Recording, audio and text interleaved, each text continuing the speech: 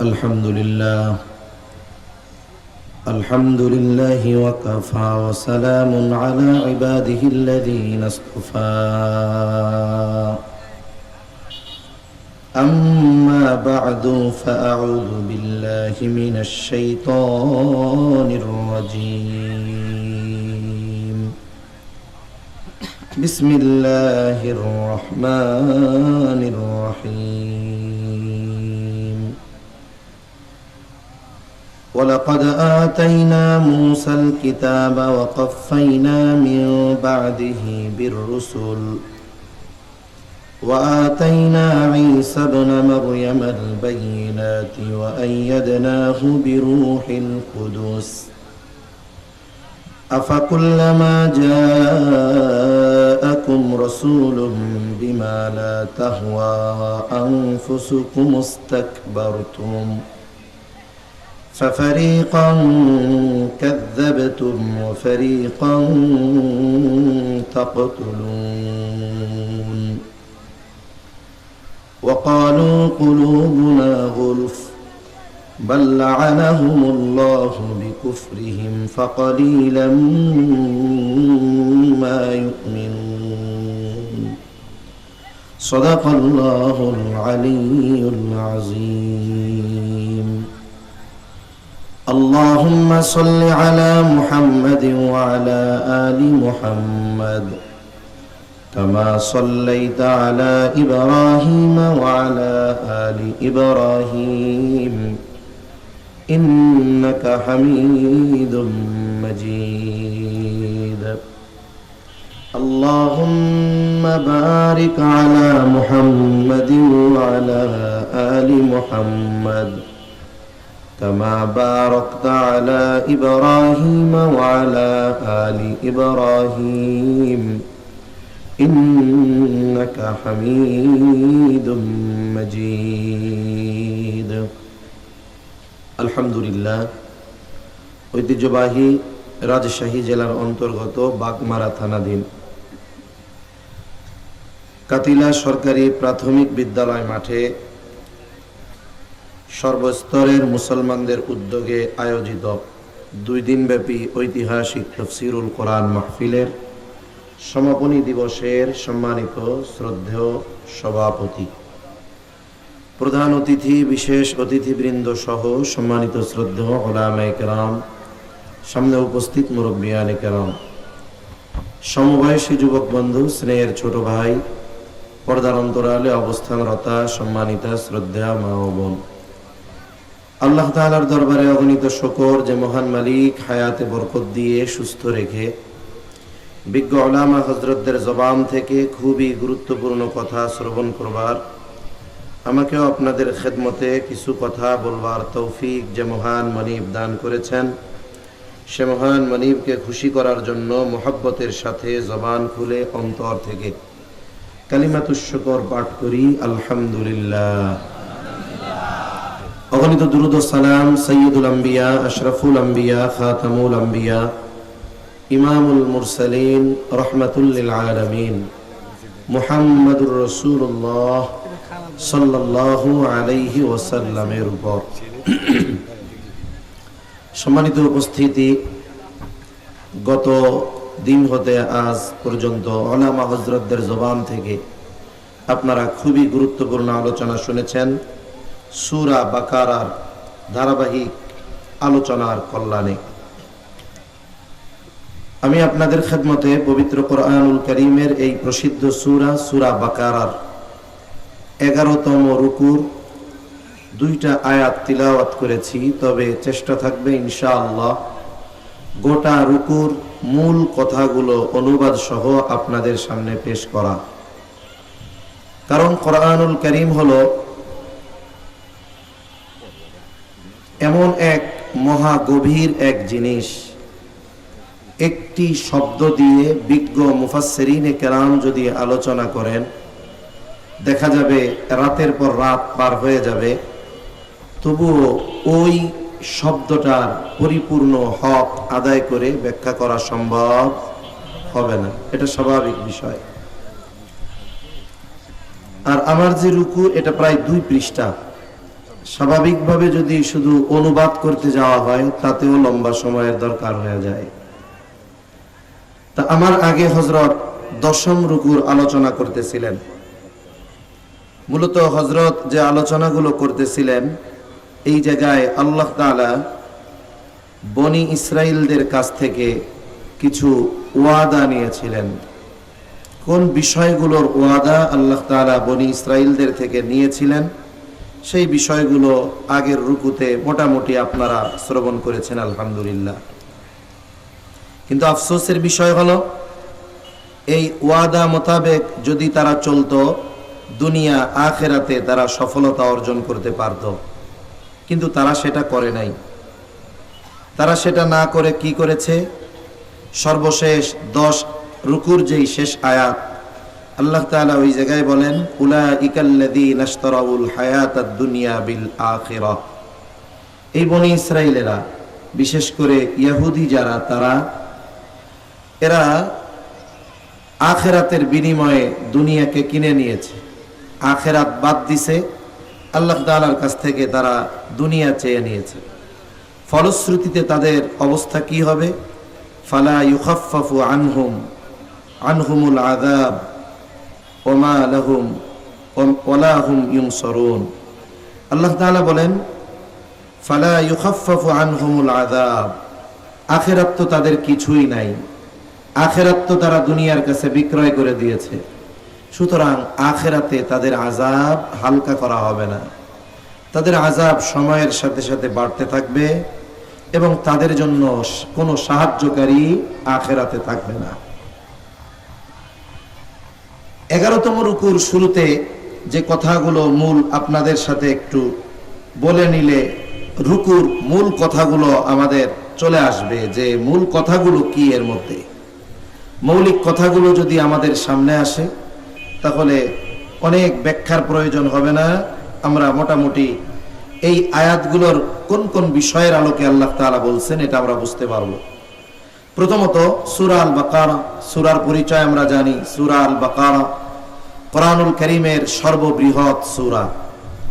এই সূরা নাজিল হয়েছে মদিনায়।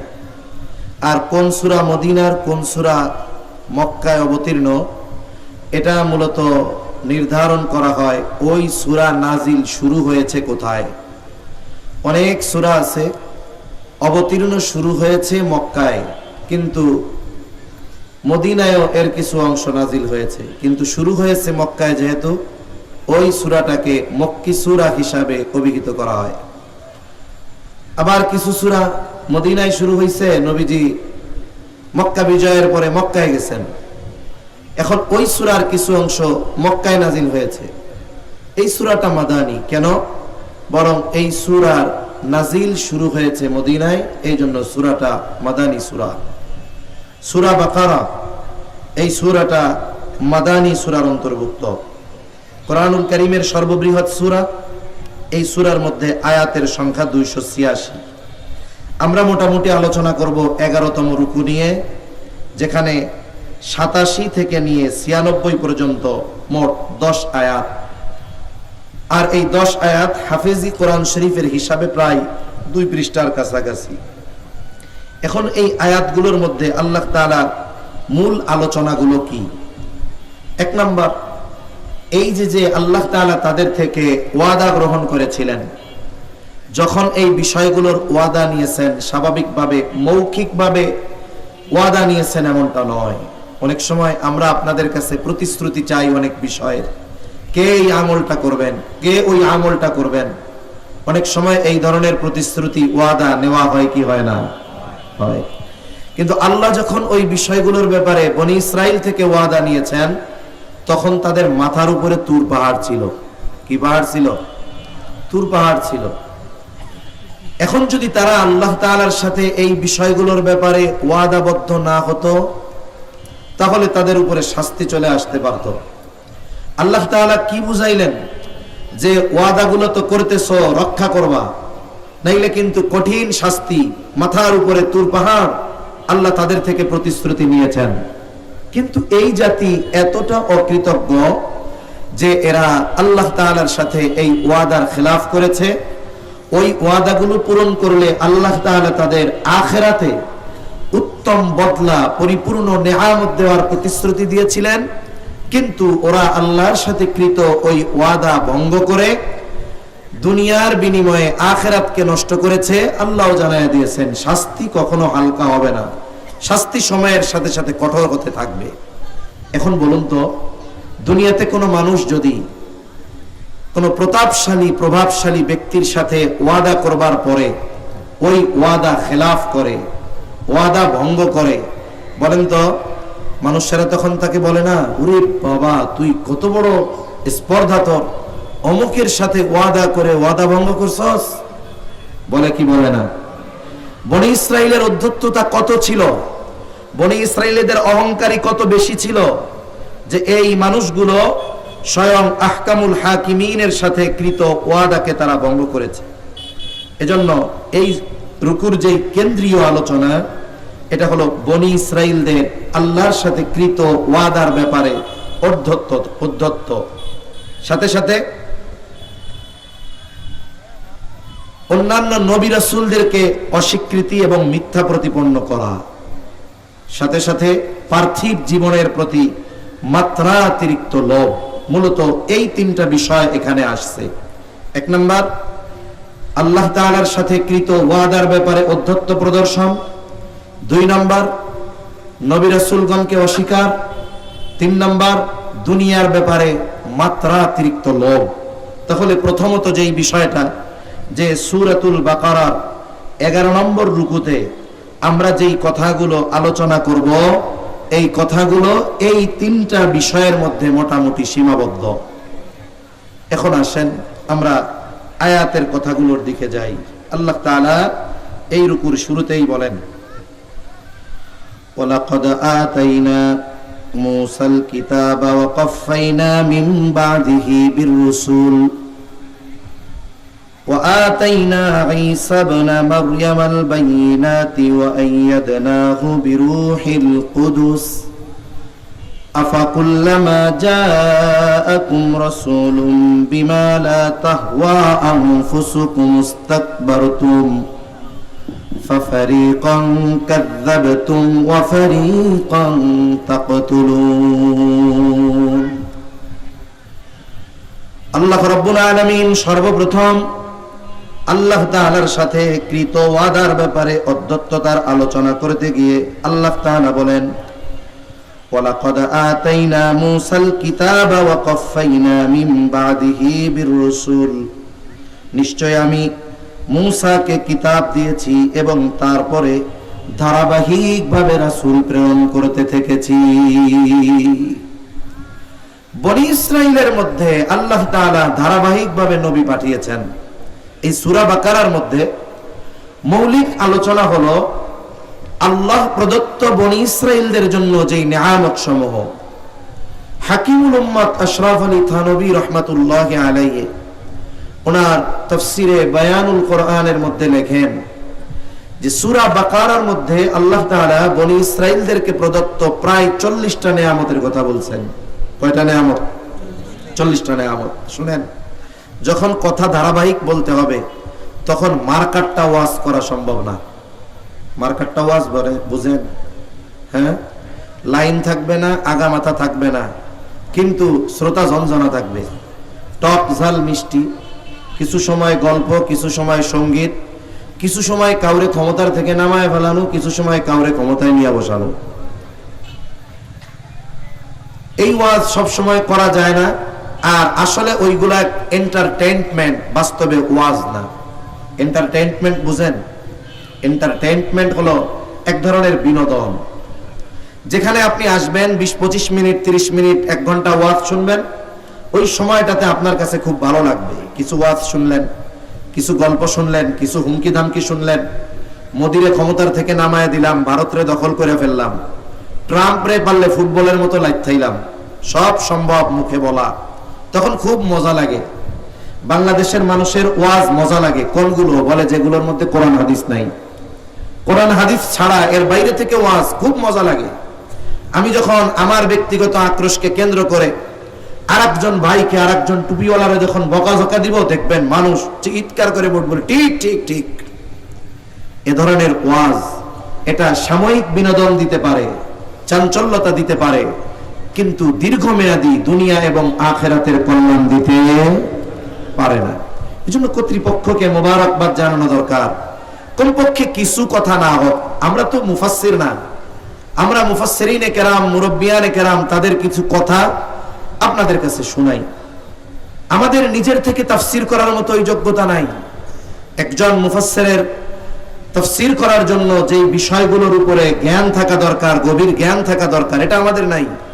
আমরা কিছু কথা নকল করে শোনাই, পড়াশোনা করি, যদি মনে থাকে আলহামদুলিল্লাহ বলি, যদি ভুলা যাই নোট করে আনি, মোবাইলে ওগুলো আমি স্ক্রিপ্ট আকারে আনছি, আলোচনাগুলো সাজাইছি, কি কি কথা বললে অল্প সময়ের মধ্যে মূল কথাগুলো আপনাদের সাথে বলতে পারবো। এজন্য একটু ধৈর্যের সাথে খেয়াল দিয়ে কোরআনের মহব্বতে কথাগুলো শোনা যাবে তো ইনশাআল্লাহ। আরে ভাই কিচ্ছু না হোক, প্রায় 2.25 পৃষ্ঠা কোরআনের তিলাওয়াত হবে, আর এই কোরআন তিলাওয়াত প্রতিটা অক্ষরে কমপক্ষে 10টা করে নেকি হবে। কমপক্ষে কয়টা করে নেকি? 10টা করে নেকি। কিছুই বললাম না, কিছুই মনে নাই, আমিও কিছু বলতে পারলাম না, আপনারা শুনলেন, কিছুই মনে নাই। কমপক্ষে আয়াত যতগুলো পড়বো প্রত্যেকটা অক্ষরের থেকে কমপক্ষে 10টা নেকি, এটা কনফার্ম, ঠিক কিনা বলেন? সাথে সাথে এই যে সময় নিয়ে বসে আছি, এজন্য আল্লাহর পক্ষ থেকে সগীরা গুনাহ মাফ হওয়ার নিশ্চয়তা আছে, সুবহানাল্লাহ। এজন্য একটু খেয়াল দিয়ে ইনশাআল্লাহ শুনবো। তাহলে আল্লাহ তাআলা বলেন, ওয়ালাকাদ আতাইনা মূসাল কিতাবা ওয়া কাফাইনা মিন বাদিহি বির-রুসুল, নিশ্চয় আমি মূসা আলাইহিস সালামকে কিতাব দিয়েছি এবং তারপরে রাসূল পাঠাতে থেকেছি।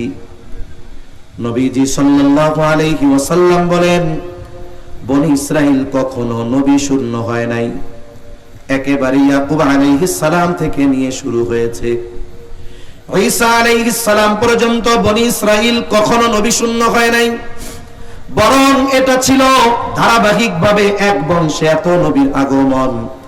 এটা ছিল বনি ইসরাইলদের জন্য আল্লাহ তাআলার পক্ষ থেকে অন্যতম এক নেয়ামত।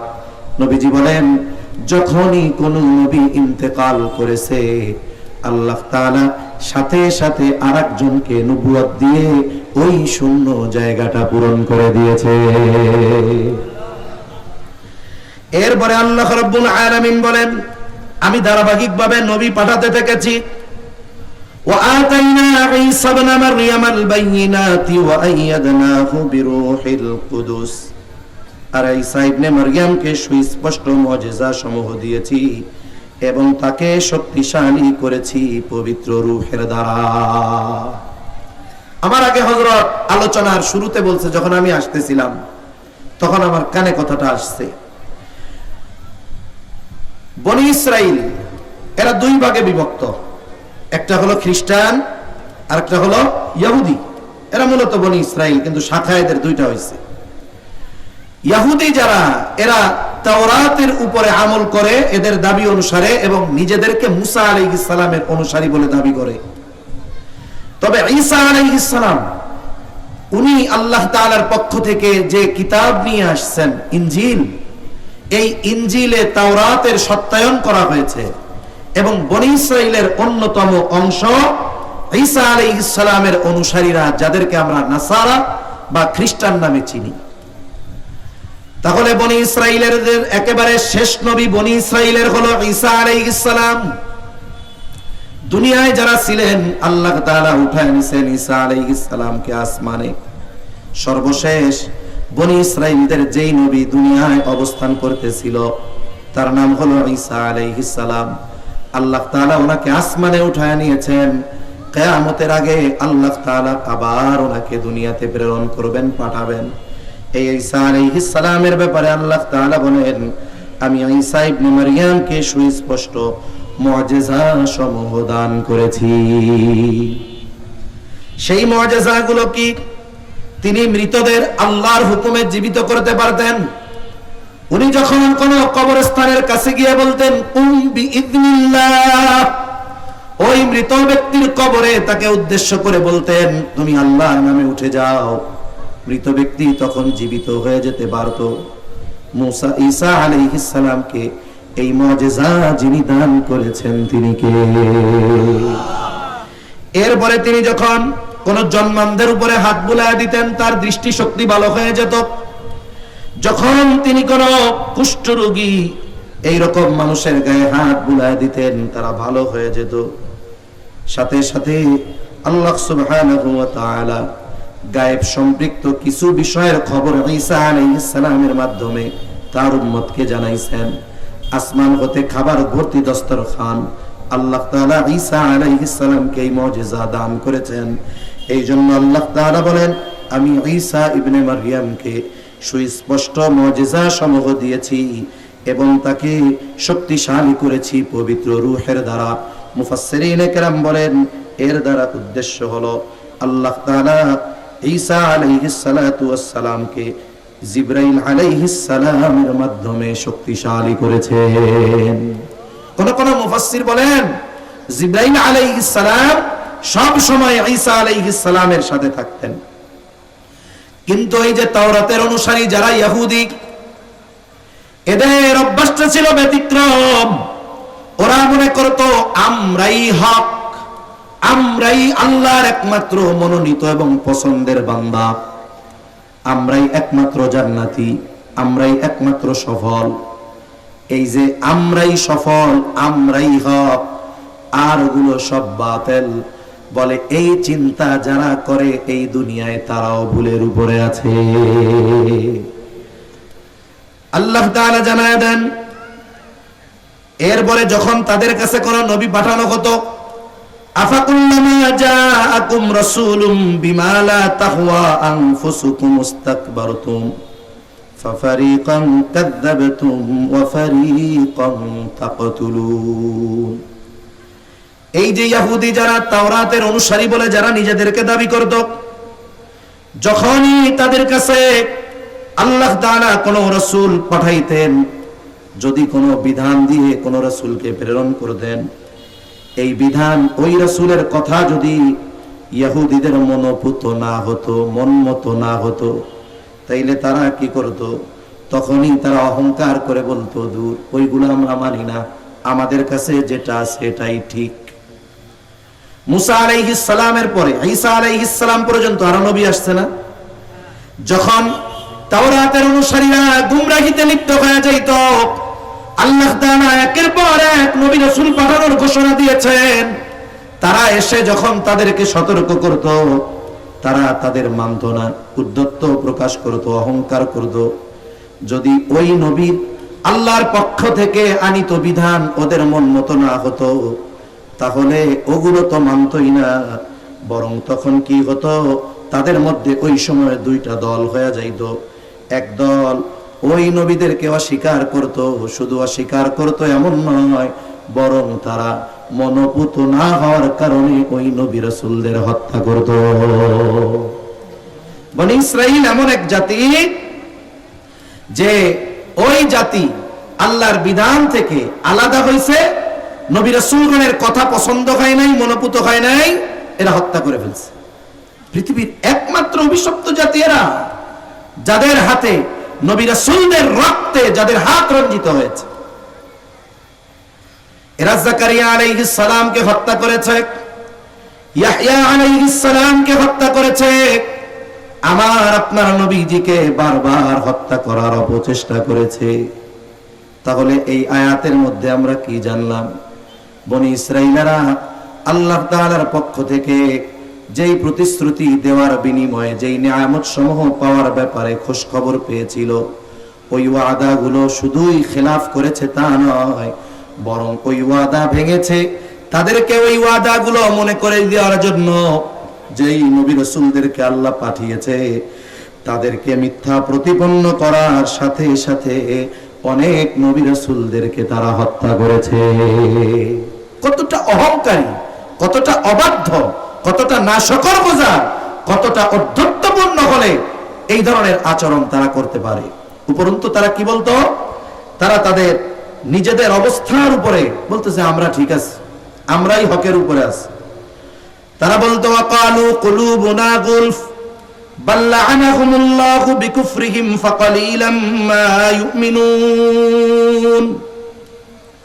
সত্যকে তারা অস্বীকার করত। কোন পদ্ধতিতে? তারা বলতো আমাদের হৃদয় আবরণে ঢাকা। তারা নিজেদেরকে জ্ঞানের দিক দিয়ে পরিপূর্ণ মনে করত, নতুন কিছু শেখার প্রয়োজন মনে করত না। আল্লাহ তাআলা এর জবাবে তাদেরকে কঠোরতার সাথে জানিয়ে দিয়েছেন, বাল লাআনাহুমুল্লাহু বিকুফরিহিম ফাকালিলাম মা ইউমিনুন।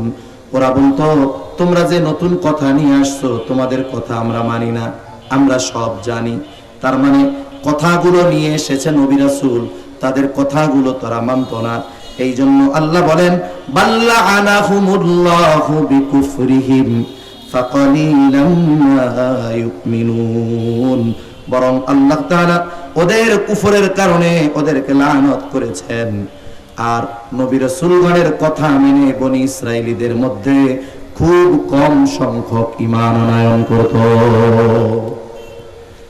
বনি ইসরাইলদের অবস্থা এরকম, তারা নতুন কোন নবী রাসূল আল্লাহ তাআলা যখনই পাঠিয়েছেন তাদের কথা তো মানেই নাই, উপরন্তু তাদেরকে হত্যা করেছে, তাদের কথা অস্বীকার করেছে, নবী রাসূলদেরকে মিথ্যা প্রতিপন্ন করেছে, যেই ওহী এসেছে মিথ্যা প্রতিপন্ন করেছে। আল্লাহ তাআলা বলেন তাদের এই কুফরির কারণে এই ইহুদি জাতি, এদের উপরে লানত কার? আরো জোরে বলেন কার? আল্লাহ তাআলার লানত। সূরা ফাতিহার মধ্যে আমরা প্রতিদিন প্রতি নামাজের প্রতি রাকাতে ইমামের পেছনে যখন পড়ি, ইমাম পড়েন আর আমরা যখন পড়ি সবাই একা একা পড়ি নামাজের মধ্যে, মাগদুব গায়রিল মাগদুবি আলাইহিম ওয়ালাদ-দাল্লিন। এই মাগদুব কারা? আল্লাহ তাআলার পক্ষ থেকে অভিশপ্ত কারা? আল্লাহর পক্ষ থেকে গজব প্রাপ্ত কারা? এই ইহুদি জাতি হলো আল্লাহর পক্ষ থেকে লানত প্রাপ্ত। এই লানতের মূল কারণ কি? লানতের মূল কারণ হলো ওই নবী রাসূলদের কথা গ্রহণ না করা, নবী রাসূলদের আনিত ওহীকে মিথ্যা প্রতিপন্ন করা।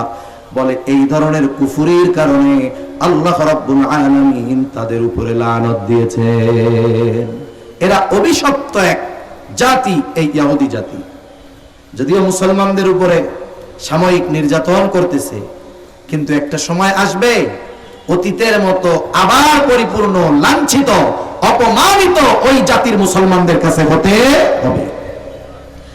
এরপরে আল্লাহ তাআলা বলেন ওয়ালাম্মা জাআহুম কিতাবুম মিন ইনদিল্লাহি মুসাদ্দিকুল লিমা মাআহুম ওয়া কানু মিন ক্বাবলু ইস্তাফতিহুনা আলাল্লাযীনা কাফারু ফালাম্মা জাআহুম মা আরাফু কাফারু বিহি ফালানাতুল্লাহি আলাল কাফিরিন। যখন আল্লাহ তাআলার পক্ষ থেকে তাদের কাছে এমন এক কিতাব আসলো, ওই কিতাবগুলো এমন কিতাব যেই কিতাবগুলো তাদের কাছে যেই কিতাব আছে সেই কিতাবগুলোর সত্যায়নকারী। কোরআনুল কারীম তাওরাতের সত্যায়ন করেছে। ঈসা আলাইহিস সালামের কাছে আল্লাহ নাজিল করেছেন ইনজিল, ইনজিল ও তাওরাতের সত্যায়ন করেছে।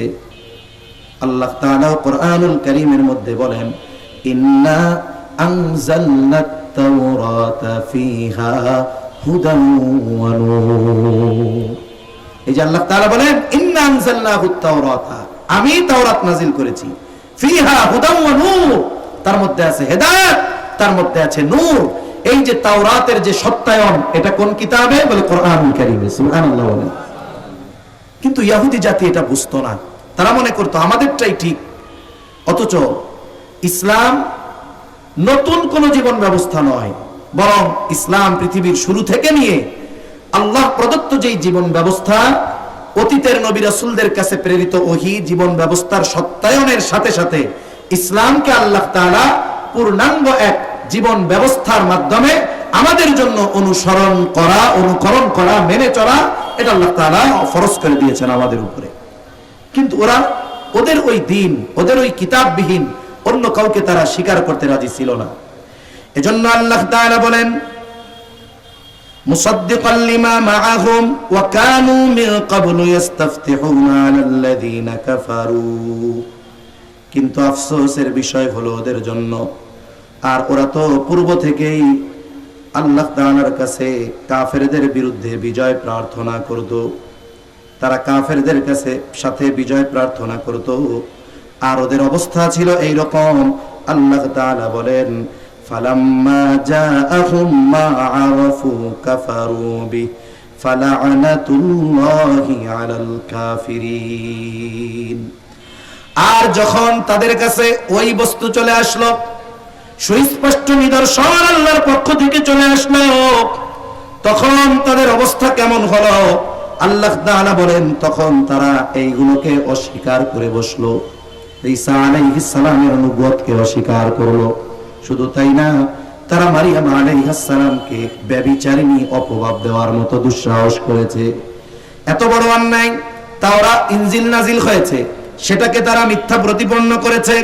তাই আল্লাহ তাআলা বলেন, যখন তাদের কাছে ওই বস্তু আসলো যেগুলোর ওসিলা দিয়ে তারা আল্লাহ তাআলার কাছে বাতিলদের বিরুদ্ধে, কাফের বিরুদ্ধে জয় প্রার্থনা করত, আল্লাহ তাআলা যখন ওই সত্য তাদের কাছে প্রেরণ করলেন, আফসোসের বিষয়, ঈসা আলাইহিস সালামকে তারা অস্বীকার করলো, ইনজিলকে অস্বীকার করলো, মুহাম্মাদুর রাসূলুল্লাহকে অস্বীকার করলো, কোরআনকে তারা অস্বীকার করলো। এখন কোন ওসিলা দিয়ে তারা দোয়া করত? তারা ওসিলা দিয়ে দোয়া করত যে আখেরি জামানার নবীর ওসিলা দিয়ে তারা আল্লাহর কাছে দোয়া করত যে আল্লাহ, আপনি আমাদেরকে আখেরি জামানার নবী এবং তার উপরে অবতীর্ণ যে কিতাব, সেই কিতাবের ওসিলায় কাফেরদের উপরে আমাদেরকে বিজয় দান করেন।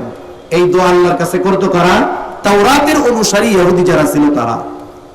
কিন্তু যখন যার ওসিলা দিয়ে দোয়া করত তিনি আসলেন, যেই কিতাবের ওসিলা দিয়ে দোয়া করত, সেই কিতাব সহ আল্লাহ তাআলা যখন আমার আপনার নবীকে পাঠালেন, বলেন তো ইহুদিরা কি আমার আপনার নবীকে এবং যেই কিতাবের ওসিলা দিয়ে দোয়া করত সেই কিতাবের উপরে ঈমান এনেছিল? জোরে বলেন, এনেছিল? আনে নাই।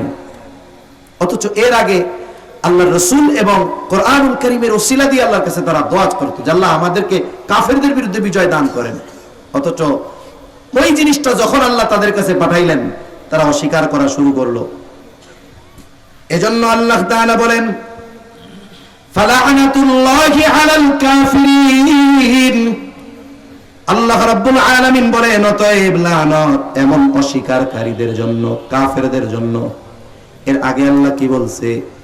যে তারা নবী রাসূলদের হত্যা করেছে, এই জন্য লানত। এরপরে আল্লাহ তাআলা কোরআন সহ আমার আপনার নবীজিকে পাঠিয়েছে, যেটার ওসিলা দিয়ে তারা দোয়া করত। এখন তারা আসার পরে অস্বীকার করতেছে, এই জন্য আল্লাহ তাআলার পক্ষ থেকে ইহুদির উপরে লানত। এরা তো মূলত দুনিয়া চেয়েছে, এরা চেয়েছে দুনিয়া, ত্যাগ করেছে আখিরাত। এখন বলেন তো, যেই ব্যক্তি আখিরাতকে দিয়ে দুনিয়া কিনে, এর চাইতে নিকৃষ্ট ক্রয় বিক্রয়কারী আর কেউ থাকতে পারে? বরং আল্লাহ আমাদের শিখিয়েছেন যে তোমরা আমার কাছে আখিরাত চাইবা। আখিরাত চাইলে লাভ কি? বাজারে অনেক সময় দেখবেন অনেক দোকানে 5 কেজি তেলের সাথে 100 গ্রাম লাক্স সাবান ফ্রি লেখা থাকে না? এরকম কথা বলে না? থাকে, থাকে। 5 কেজি তেল কিনলে 100 গ্রামের লাক্স সাবান ফ্রি। আপনি 10 বছর ওই দোকান থেকে মুদি মাল কিনেন। আপনি যদি দোকানদারকে গিয়ে বলেন, ভাই 10 বছর তোমার দোকান থেকে মাল জিনিস কিনতেছি, তা তুমি এক কাজ করো, আজকে আমাকে তেল কিনবো না, তবে ওই ফ্রি সাবানটা আমাকে দিয়ে দাও। বলেন তো ফ্রি সাবানটা দিবে নাকি? জোরে বলেন, দিবে? দিবে না। কি বলবে? যে শোনো, কিছুই লাগবে না, তুমি তেল কিনো, সাবান ফ্রি পাবা। তেল কিনলে কি ফ্রি? জোরে বলেন। আর যদি ফ্রি সাবান চায়, সাবানও পাবে না, তেলও পাবে না।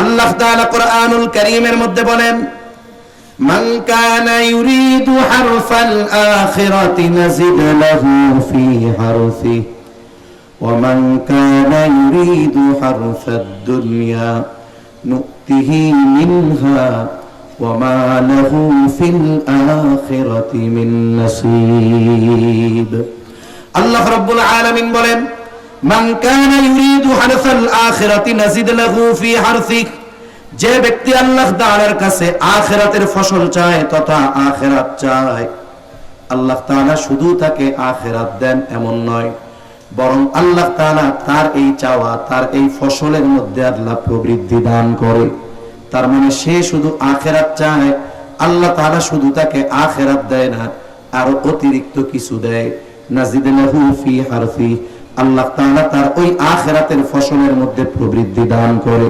মুফাসসিরিন একরাম বলেন বেশি কোনটা আল্লাহ দেয় বলে আল্লাহ তাআলা আখিরাতের সাথে সাথে দুনিয়ায় চলার জন্য যা দরকার তাও দিয়ে দেয় কিনছে তেল ফ্রি পেয়ে গেছে কি সাবান আবার যারা শুধু দুনিয়া চায় দুনিয়া আল্লাহ তাআলা বলেন ওয়া মান কানা ইউরিদু হারসাদ দুনিয়া নুতিহি মিনহা ওয়া মা লাহু ফিল আখিরাতি মিন নাসিব যে আল্লাহ তাআলার কাছে শুধু দুনিয়া চায় কয় আল্লাহ আমারে দুনিয়ায় টাকা পয়সা দেন আমাদের যেই দোয়াগুলো আল্লাহ তাআলার কাছে হয় অধিকাংশ দোয়া হয় দুনিয়ামুখী দোয়া আমরা শুধু কই আল্লাহ আমারে টাকা দেন আল্লাহ আমারে সম্পদ দেন আল্লাহ আমারে মেম্বার বানান আল্লাহ আমারে চেয়ারম্যান বানান আল্লাহ আমারে এমপি সাহেব বানান আল্লাহ আমারে এই দেন সেই দেন চাকরি দেন আয় আল্লাহ এটা দেন সেটা দেন সুন্দর একটা বউ দেন সব চাই কি দুনিয়ার আখিরাত চায় না অথচ দোয়ার মধ্যে আমাদের আখিরাত বেশি চাওয়া দরকার ছিল তাইলে দুনিয়ার সব কল্যাণকর জিনিস না চাইতেই আমাদের দিতেন কে এখন যারা শুধু দুনিয়া চায় যাদের চাওয়ার মধ্যে আখিরাত নাই আল্লাহ তাআলা বলেন নাজিদ লাক আল্লাহ তাআলা বলেন ওয়া মান কানা ইউরিদু হারসাদ দুনিয়া নুতিহি মিনহা আর যে আল্লাহ তাআলার কাছে দুনিয়া চায় সে যতটুকু চায় আল্লাহ তাআলা তাকে ততটুকু দেন না নুতিহি মিনহা আল্লাহ তাকে দুনিয়া দেন কতটুক বলে সে যতটুক চেয়েছে অতটুকু নয় বরং আল্লাহ যতটুক চেয়েছেন তাকে ততটুকু দেন তার মানে শুধু দুনিয়া চাইলে দুনিয়ার চাওয়া পূরণ হয় না উপরন্তু আখিরাতকে হারাতে হয় আল্লাহ বলেন ওয়া মা লাহু ফিল আখিরাতি মিন নাসিব আর আখিরাতে তাদের জন্য কোনো কিছু নাই আখিরাতে কিছুই থাকবে না তাইলে দুনিয়াও পরিপূর্ণ পাইলো না আখিরাতও হারাইলো তাহলে যারা জাগতিক স্বার্থকে প্রাধান্য দিয়ে অহংকার আর অধ্যত্ততা প্রদর্শন করে আখিরাত বিমুখ হয় বলেন এরা দুনিয়াতেও কি লাভবান হতে পারে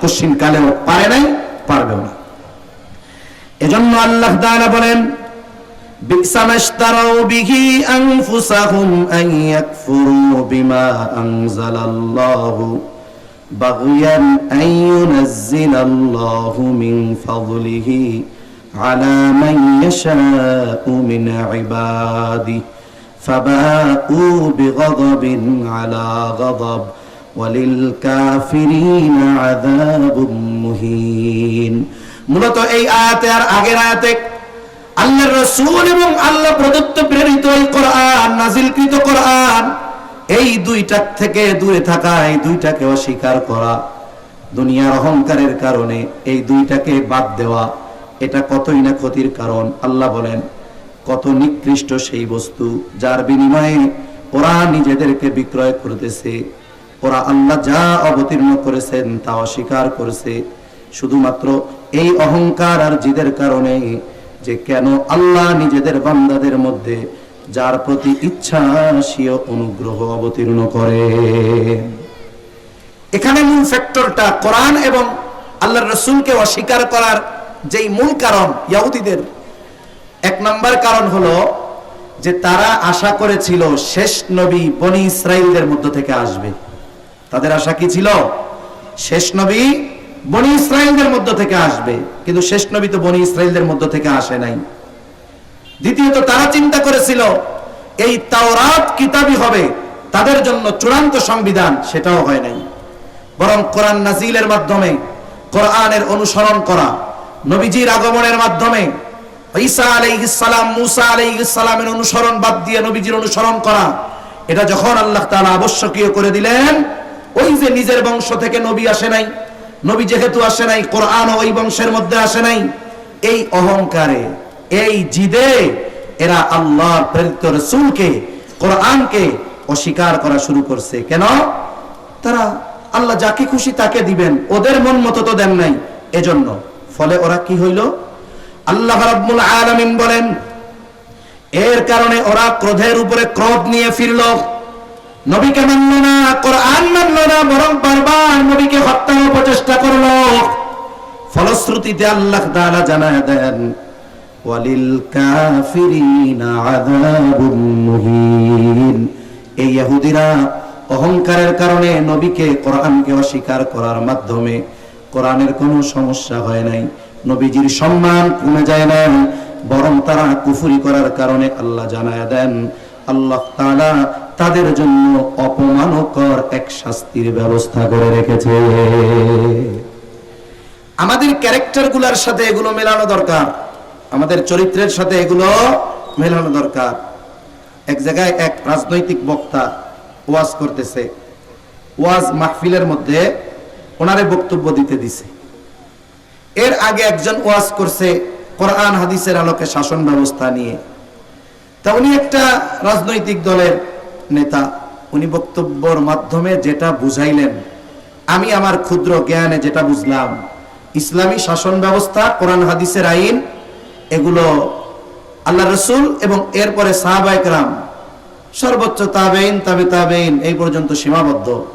এরপরে যেহেতু গোটা দুনিয়াতে গণতন্ত্র, সমাজতন্ত্র, রাজতন্ত্র, এই কয়েকটা বিষয় প্রতিষ্ঠিত আছে, যেহেতু এই বিষয়ে পৃথিবীর সবাই ঐক্যমত হয়েছে, এজন্য এখন দুনিয়াতে এই পদ্ধতি চলবে, কোরআন হাদিস না মানলেও অসুবিধা নাই। আপনি বুঝলেন, আলহামদুলিল্লাহ, আর কেউ বুঝে নাই। এই পৃথিবীতে কোরআন হাদিস না মানলে কোনো অসুবিধা নাই। নাউজুবিল্লাহ, কোন লাগে এত জোরে? আপনার কি আমার কথা বুঝতে অসুবিধা হচ্ছে?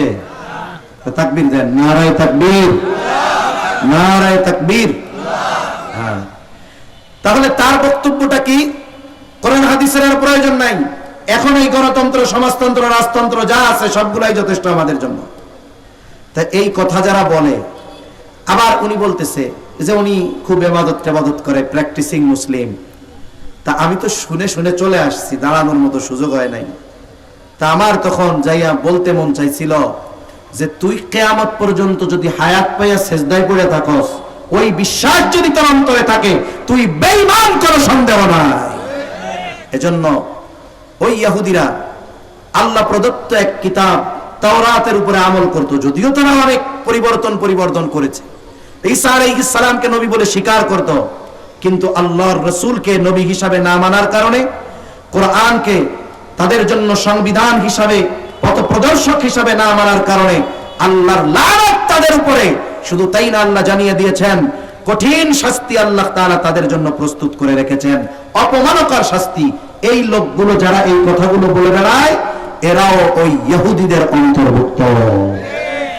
সেজন্য নামাজ পড়লেই হবে না, আমার আকীদা, আমার বিশ্বাস ঠিক রাখতে হবে। আমি পারতেছি না ইসলাম প্রতিষ্ঠা করতে, এটা আমার দুর্বলতা, এটা আমার ব্যর্থতা, এটা আমার অক্ষমতা।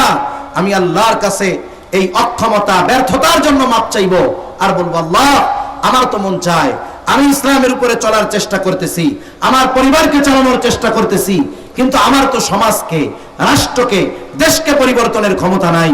আল্লাহ এই অক্ষমতার কারণে মাফ করেন। দরকার ছিল এটা বলার। আর এরা একটু ক্ষমতার স্বাদ নেবার আশায় সরাসরি বক্তব্যের মাধ্যমে ওয়াজ মাহফিলের প্যান্ডেলে দাঁড়িয়ে কোরআন হাদিসের একেবারে বিপরীত কুফরি কথা তারা বলতেছে। এজন্য উচিত ওয়াজ মাহফিলগুলোর মধ্যে যিনি ওয়াজ করবেন তার নাম, প্রয়োজনে কারো নাম হবে না, পোস্টারে শুধু হবে অমুক জায়গায় অমুক দিন মাহফিল। কেন বক্তার নাম শুনে, পরিচয় শুনে ওয়াজে আসতে হবে? এখানেই তো ইখলাসের কবর রচনা হয়ে গেছে। কে আসবে কেউ জানবে না। আমরা কোরআন হাদিসের মহব্বতে আসব। আপনার পাশের, আপনার মসজিদের ইমাম এখানে ওয়াজ করবে, আমরা কোরআন হাদিস শুনতে আসছি। এই পোস্টারিং, নাম্বারিং, সিরিয়ালিং এগুলো করতে গিয়ে ওয়াজ মাহফিলের যে রুহানিয়াত ছিল এগুলো সব ধ্বংস হয়ে গেছে। আমরা চিন্তা করছিলাম যে মনে হয় একটা প্রেক্ষাপট পরিবর্তন হবে, তবে বাংলাদেশের যারা ওই লাইনে আছে এগুলার লেফ সব ওইটার মতো তেল দিয়ে টানলে জীবনে সোজা হবে না, অবস্থা সব একরকম। তারা আগের না, এগুলো আফসোসের সাথে বলা যে মানুষ কেমনে দ্বীনি মাহফিলগুলোর মধ্যে দাঁড়িয়ে সরাসরি কুফুরি কথা বলে, আবার কিছু লোকও দেখি পাশ থেকে সমর্থন দেয়, আওয়াজ পাওয়া যায় আর কি, ঠিক ঠিক ঠিক ঠিক। তার মানে তুই চুপ ছিলি কোনো মতে হয়তো বাঁচতি, ঠিক কইয়া তো তোর ইমানটা হয়ে গেছে গা। এই জন্য সাবধান, সতর্ক থাকা দরকার।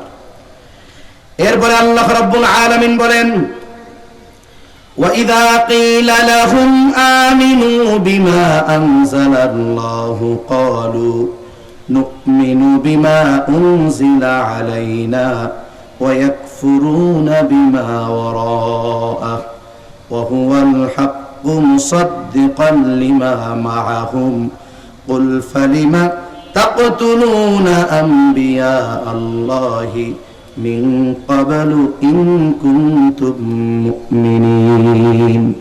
এই আয়াতে মূলত আল্লাহ রাব্বুল আলামিন তাদের একটা দ্বিমুখী আচরণের বিষয়টা উন্মোচন করেছেন। তাদের বিশ্বাস যে দ্বিমুখী বিশ্বাস, তারা যে দুমুখ সাপের মতো আল্লাহ তাআলা এই আয়াতের মাধ্যমে জানিয়েছেন। আল্লাহ তাআলা বলেন, যখন ইহুদিদেরকে বলা হয় ওয়া ইযা কিলা লাহুম আমিনু বিমা আনজালাল্লাহ, ঈমান আনো, আল্লাহ যে কিতাব অবতীর্ণ করেছেন তার উপরে তোমরা ঈমান আনো, তার মানে তোমরা কোরআনের উপরে ঈমান আনো। তখন তারা কি বলে?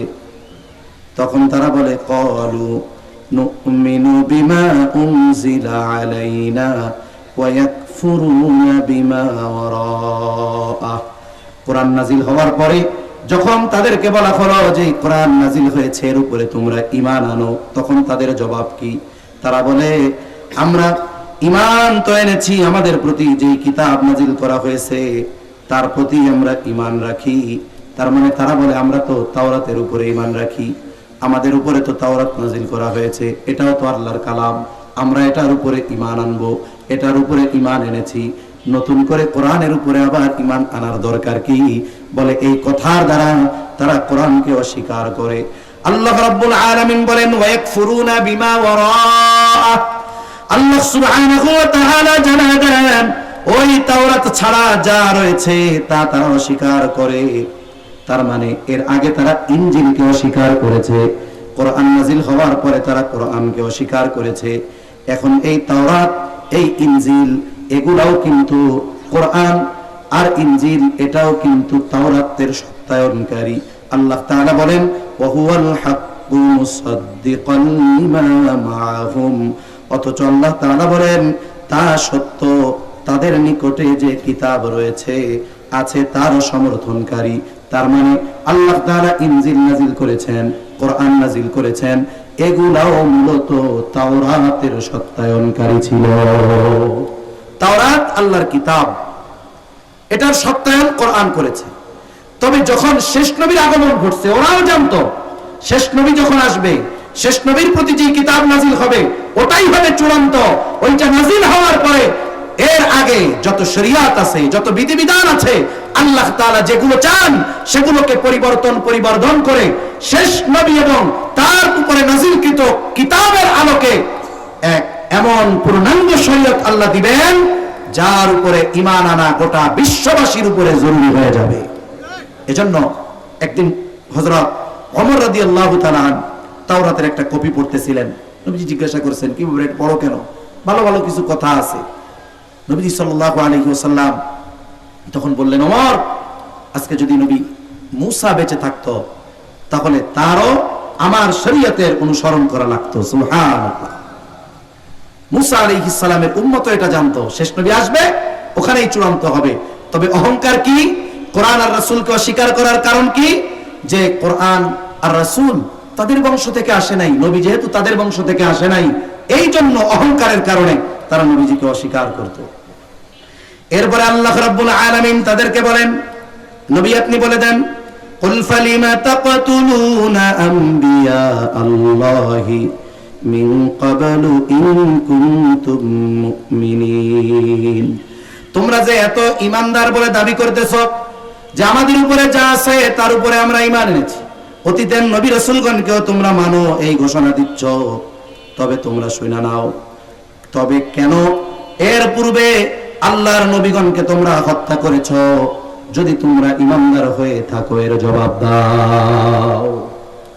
এরা জাকারিয়া আলাইহিস সালামকে হত্যা করেছে, ইয়াহইয়া আলাইহিস সালামকে হত্যা করেছে। ঈসা আলাইহিস সালাম যখন তাদের ভ্রান্তি, তাদের পাপাচার, তাদের এই ঐশী বিধানের বিকৃতির ব্যাপারে তাদেরকে সাবধান করেছেন, তারা ঈসা আলাইহিস সালাতু ওয়াস সালামকে হত্যার অপচেষ্টা করেছে।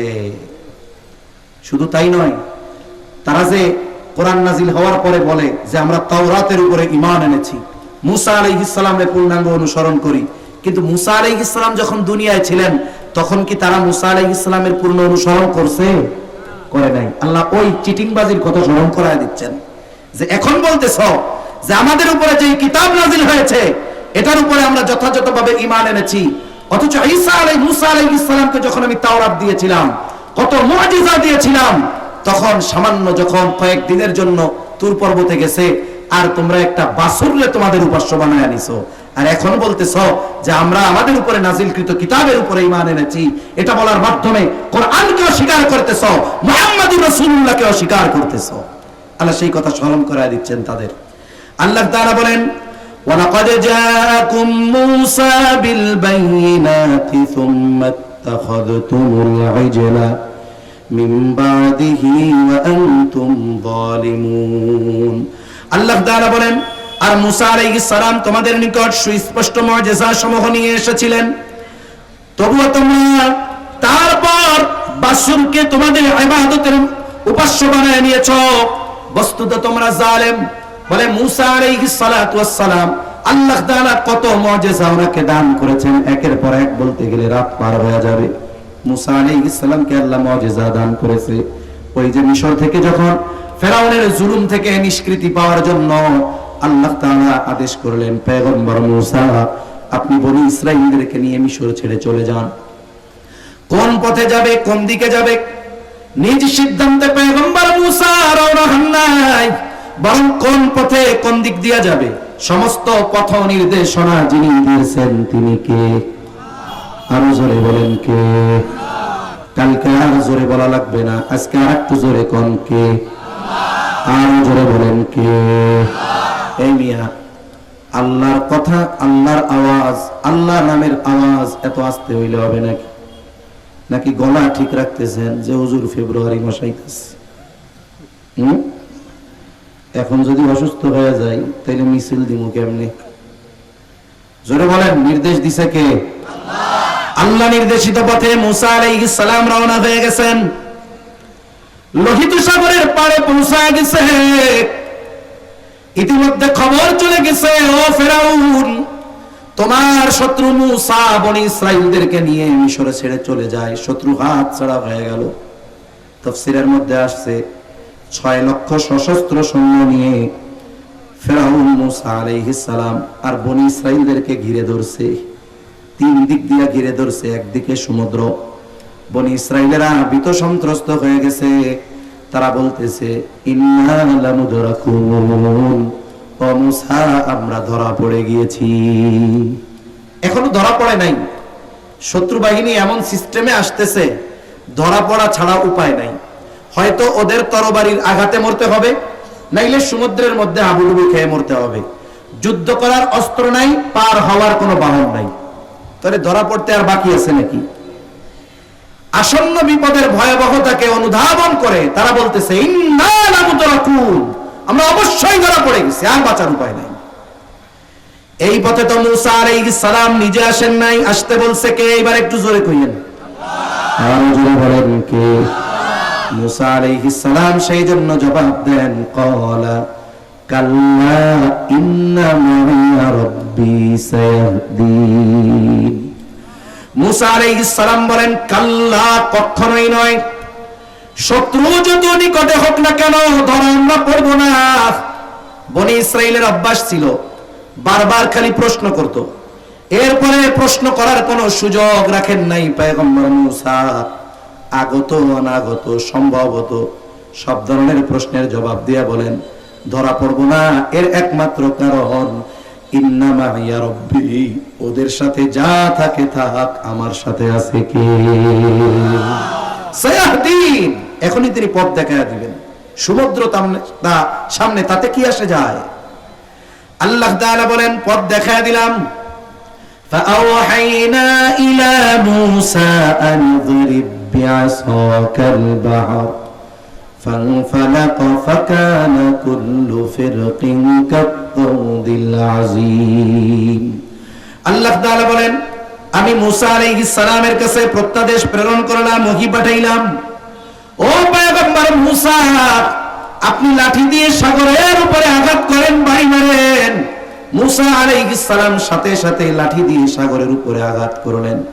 আমি বিআসাকাল বাহর, বাড়ি মারতে দেরি আল্লাহ তাআলা জানা দেন ফানফালাক ফাকানা কুল্লু ফিরকিন কাত্তুদিল আযীম। সমুদ্র ফেটে দুই ভাগে বিভক্ত হয়ে গেল, দুইটা পাহাড় দুই দিকে সরে গেল, পাহাড় সাদৃশ্য উঁচু দেয়ালের মতো হয়ে গেল। মধ্য দিয়ে বনি ইসরাইলের 12টা গোত্রের জন্য আল্লাহ তাআলা মুহূর্তের মধ্যে শুকনা ঠনঠনা 12টা রাস্তা বানিয়ে দিলেন। এই যে মুসা আলাইহিস সালামের মুজিজা, লাঠির আঘাতে রাস্তা বানিয়ে দিয়েছে আল্লাহ। ফেরাউনের সামনে গেছে সারা দেশের বড় বড় জাদুকর হাজির। মুসা আলাইহিস সালাম লাঠিটা ছাড়ছে, জাদুকরেরা চোখের বেলকি দিয়ে যত সাপ বানাইছে মুহূর্তের মধ্যে গ্রাস করে ফেলছে। শুধু তাই না, কোন কোন তাফসীরে আছে মুসা আলাইহিস সালামের লাঠি আজীব এক লাঠি। বলে উনি যখন লাঠিটা পাশে রাইখা ঘুমাইতেন, কয়েকজন চেষ্টা করেছে চুরি করার জন্য। আল্লাহ তাআলা তখন লাঠির জবান খুলে দিতেন, আর ভয়ের ঠেলায় ওরা পালায় চলে যেত। কি লাঠি কথা কয়? এই যে লাঠির মুজিজা আল্লাহ দান করেছেন। আগুনের প্রয়োজন যদি হতো, মুসা আলাইহিস সালাতু ওয়াস সালাম যখন তিনি বগলের তলে হাত দিতেন, হাতটা আগুনের মতো একেবারে শুভ্র উজ্জ্বল হয়ে যাইত। বিভিন্ন ধরনের মুজিজা আল্লাহ দান করেছিলেন। এই জন্য আল্লাহ বলেন ওয়ালাকাদ জাআকুম মূসা বিল বাইনাত, আর মুসা আলাইহিস সালাম তোমাদের নিকট সুস্পষ্ট মুজিজা সমূহ নিয়ে আসছিলেন। এগুলো তোমরা সব দেখছো, সমুদ্রের মধ্য দিয়ে রাস্তা দেখছো, সমুদ্র পাড়ি দিয়ে গেছো, ফেরাউনের মৃত্যু তোমরা সচক্ষে অবলোকন করেছো। তোমাদের খাবারের ব্যবস্থা নাই, আসমান হতে মান্না সালওয়ার ব্যবস্থা করা হয়েছে। মুসা আলাইহিস সালামের মুজিজা তোমরা বলেছো পয়গম্বর মুসা, মিশরে তো আমাদের মাথার উপরে ছাদ ছিল, রোদ থেকে বাঁচতাম, বৃষ্টি থেকে বাঁচতাম। আল্লাহ তাআলা তোমাদের জন্য মেঘমালাকে ছাদ বানায় দিয়েছে। এত মুজিজা তোমরা প্রত্যক্ষ করেছো, দেখেছো। এরপরেও কি হইল? আমি যখন পয়গম্বর মুসাকে দাওয়াত দেওয়ার জন্য তুর পর্বতে আসতে বললাম, তুর পর্বতে যখন নিয়ে আসলাম, তোমরা কত বড় অকৃতজ্ঞ, তোমরা কত বড় জালেম।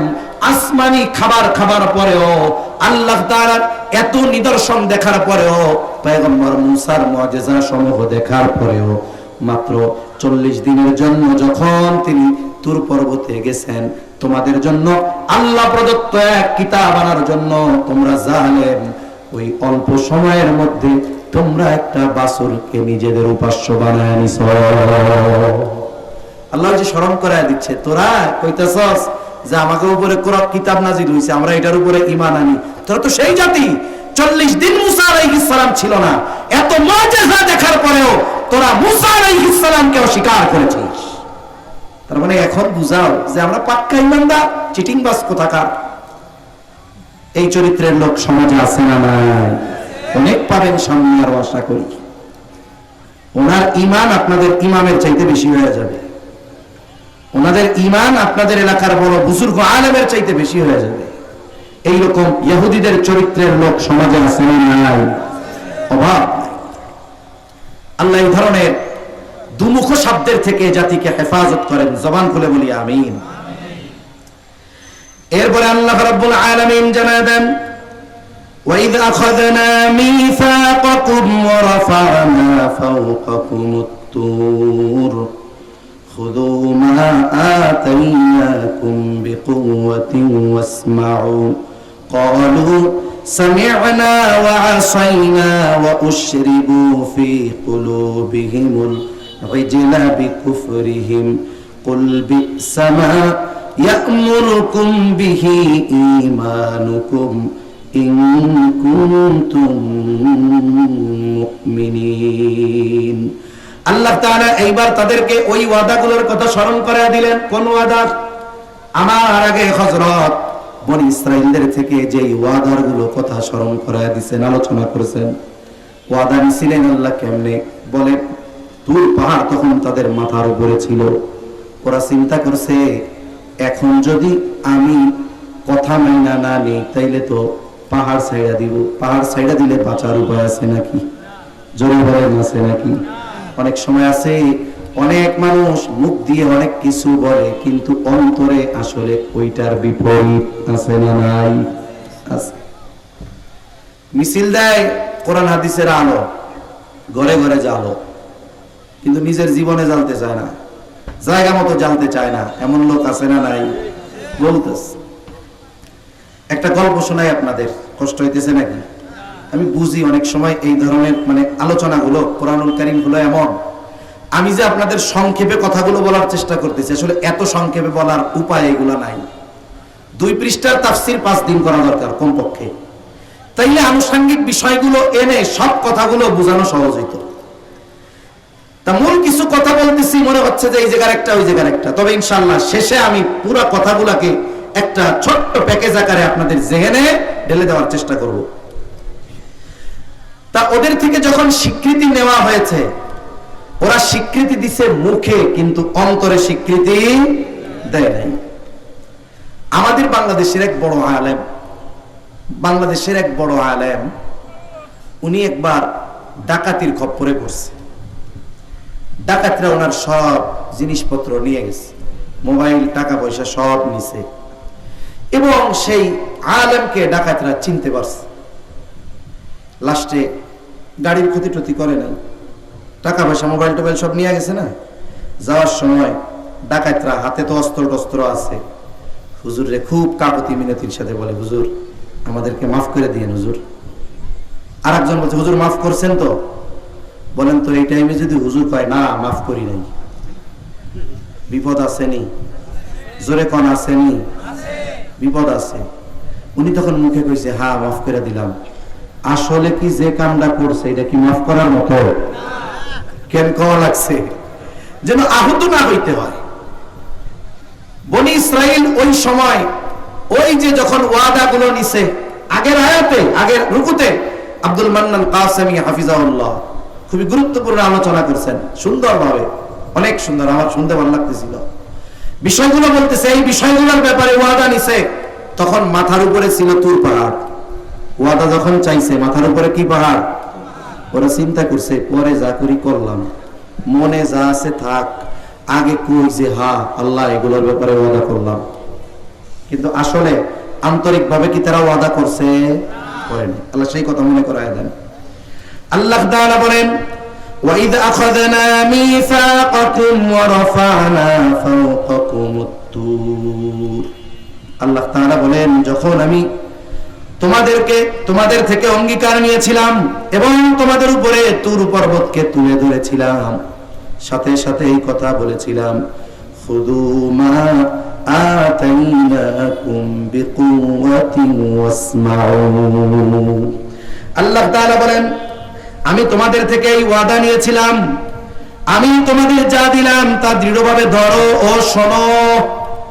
ধরো মানে আমল করো, একাগ্রতার সাথে শোনো, আমল করো।